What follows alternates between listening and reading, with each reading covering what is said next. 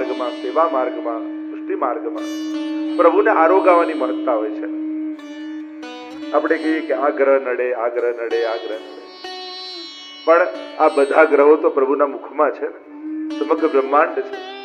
તો રોજ ભાવથી જે ઠાકોરજીને મિશ્રી ધરે, દૂધ આરોગાવે, મેવો આરોગાવે, એની બધા ગ્રહની શાંતિ આપમેળે થઈ જાય છે. કારણ કે પ્રભુના મુખારવિંદમાં છે, શાસ્ત્રોક્ત વાત છે. મુખ ખોલ્યું એટલે સમગ્ર બ્રહ્માંડના દર્શન થયા. અને જે રોજ પ્રભુને નિત્ય નવીન સામગ્રી આરોગાવે છે, એના સર્વ ગ્રહોની શાંતિ આપમેળે થઈ જાય. આપણો આગ્રહ, આપણો અત્યાગ્રહ, આપણો હઠાગ્રહ, ખરેખર તો આ બધા ગ્રહો આપણને વધારે નડે. સમર્પિત થઈ જાય ને જીવ ભગવાનને, અને સમર્પણ દ્વારા સહજ બની જાય. કોશિશ કરવી કે હું કોઈને ન નડું. પરીક્ષિત મહારાજે પ્રશ્ન કર્યો કે નંદ બાબા અને યશોદાજી પર આવી કૃપા કેમ? સુખદેવજીએ કહ્યું કે નંદ બાબા દ્રોણ હતા, યશોદાજી ધરા હતા. બ્રહ્માજી પાસે વરદાન માંગ્યું હતું, ભગવાન જેવો પુત્ર થાય. ભગવાન જેવું બીજું કોણ? એટલે સ્વયં ભગવાન જ પુત્ર બનીને આવે. આગળ દામોદર લીલાનું વર્ણન આવ્યું. એકવાર યશોદાજીને વિચાર થયો કે ઘરમાં આટલું બધું દહીં દૂધ માખણ છે, છતાંય ઠાકોરજી બીજે જઈને કેમ આરોગે છે? લાવ, હું મારી જાતે સામગ્રી સિદ્ધ કરું. બને તો સેવા જાતે કરવી, બીજાના હાથે કરાવીએ, અને જે હાથ કરે એ હાથને લાભ મળે. સેવામાં વાયા ન હોય. સેવા તો આપણા હાથે કરવાની હોય, અને પોતે કરીએ, જાતે કરીએ, ત્યારે પ્રભુ પ્રસન્ન થાય. યશોદાજી આમ વિચાર કર્યો ને સુખદેવજી લખે, એકદા ગૃહદાસીષુ યશોદાનંદ ગેહિની કર્માંતર નિયુક્તાસુ નિર્મમંથ સ્વયં દધી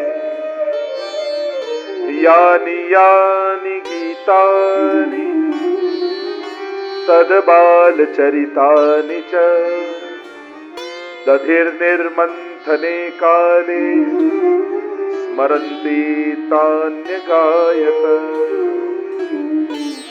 એકદા ગૃહદાસીષુ યશોદાનંદ ગેહિની પોતાના સર્વ કાર્યોમાંથી નિવૃત્ત થઈ યશોદાજી ઠાકોરજી માટે સામગ્રી સિદ્ધ કરવા માટે તત્પર બન્યા.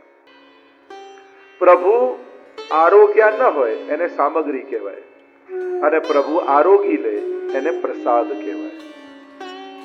ઘણા લોકો ભૂલથી લાવો પ્રસાદ ભગવાનને ધરાવો, પછી આરોગ્ય જ નથી તો પ્રસાદ ક્યાંથી થયો?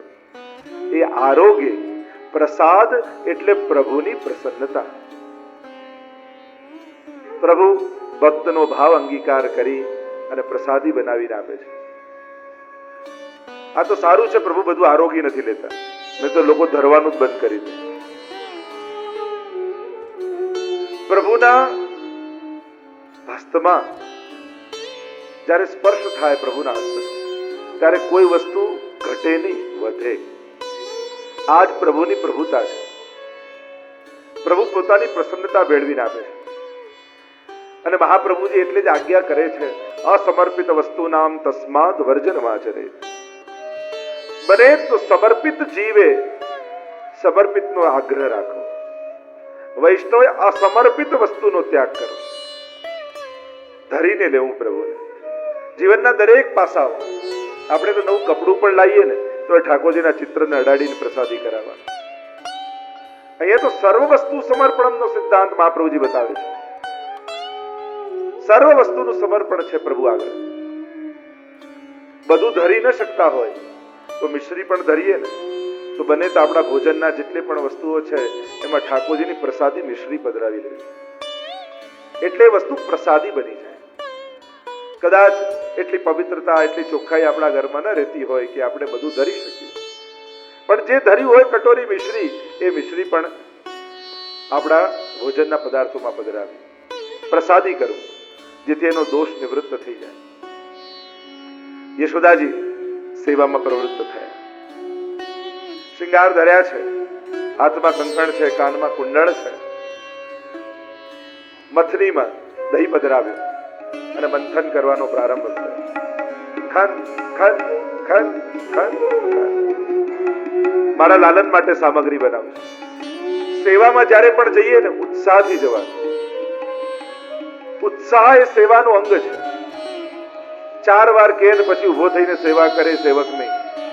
જેની ભીતર સેવા કરવાની તત્પરતા હોય એ સેવક. સુંદર સજીને સેવામાં જવાનું. આપણને જોઈને ઠાકોરજી પણ પ્રસન્ન થાય. તત્પરતા સાથે જવાનું, ઉમળકા સાથે જવાનું, પ્રભુના સુખનો વિચાર કરીને જવાનું. હું શું કરું કે મારો ઠાકોરજી રાજી થાય. તમારા ઘરે પણ જ્યારે સેવા કરો, રોજની સેવા એ પણ વૈષ્ણવનો રોજનો ઉત્સવ છે. ઠાકોરજીના મુખારવિંદના દર્શન કરવા એ રોજનો ઉત્સવ છે વૈષ્ણવ માટે. સુંદર રીતે ભોગ ધરો, સુંદર રીતે સજાવવાનો, આગ્રહ કરવાનો ઠાકોરજી. જો ભોગ ધરવાનો પણ પ્રકાર છે. ઘણાને બનાવતા સારું આવડતું હોય પણ ખવડાવતા સારી રીતે ના આવડતું. સરસ રીતે બનાવતા આવડતું પણ ટેબલમાં મૂકો, લો જમો, તો કોઈને ગમે.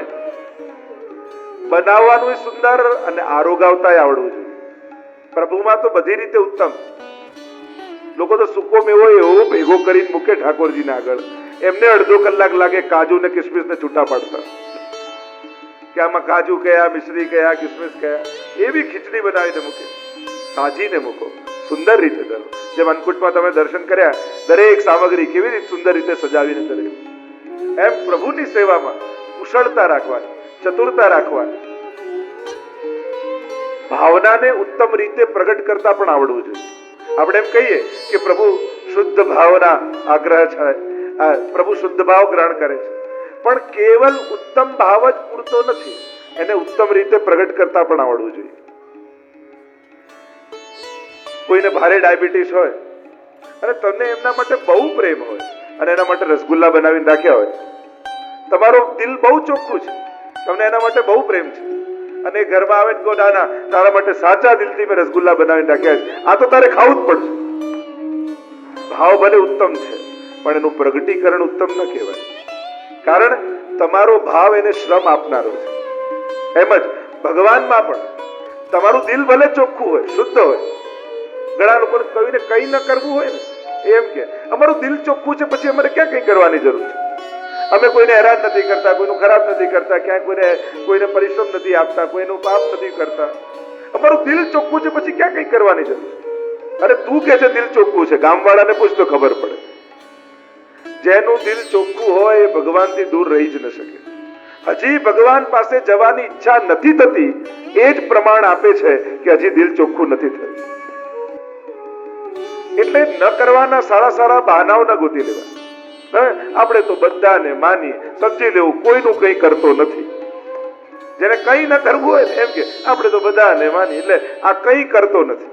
સાચા દિલથી માને તો બરાબર છે, પણ કઈ ન કરવું એટલે આપણે આવા સારા સારા શબ્દો ગોતી લે. કેવલ શુદ્ધ ભાવ પણ પૂરતો નથી, એનું ઉત્તમ પ્રગટીકરણ પણ આવડવું જોઈએ. તમારું દિલ ચોખ્ખું છે, શુદ્ધ છે, પણ એ શુદ્ધ હૃદય તમારા ભાવને પ્રગટ કઈ રીતે કરો છો? કાચું સોનું પહેરીને નીકળતા નથી, એને શણગાર બનાવી છે અને પછી પહેરીએ તો શોભા આપે. એમ શુદ્ધ ભાવ એ કાચું સોનું છે, પણ આપણો સેવાનો ક્રમ એ શણગાર છે. તમારા ઉત્તમ ભાવને, શુદ્ધ ભાવને ઉત્તમ રીતે પ્રગટ કરતા તમને આવડવું જોઈએ. અને ઉત્તમ રીતે પ્રગટ કરવું એટલે આ ગોપીજનોની જેમ ઠાકોરજીને લાલ લડાવવા. યશોદાજી મંથન કરી રહ્યા છે, પ્રભુની લીલાઓનું ચિંતન કરી રહ્યા છે. યાની યાની ગીતાની તદ બાલચરિતાની છે. મારો લાલન કેવી કેવી લીલાઓ કરે, ભિન્ન ભિન્ન લીલાઓનું સ્મરણ કરે યશોદાજી. એકવાર આવ્યા અને ચંદ્રમાં ખેલવા માટે માંગ્યો, એકવાર આવ્યા કેવા લગે મૈયા મુકુ વિવાહ કરનો હે, મારે પરણવું છે. કેવા કેવા બાલ લીલાના અનેક પદો. હમણાં તો સમય અભાવ છે, આપણે તો શીઘ્રતાથી જવું છે, પણ યશોદાજી જયારે મંથન કરતા જાય, મારે હરિરાયજી નિત્ય લીલામાં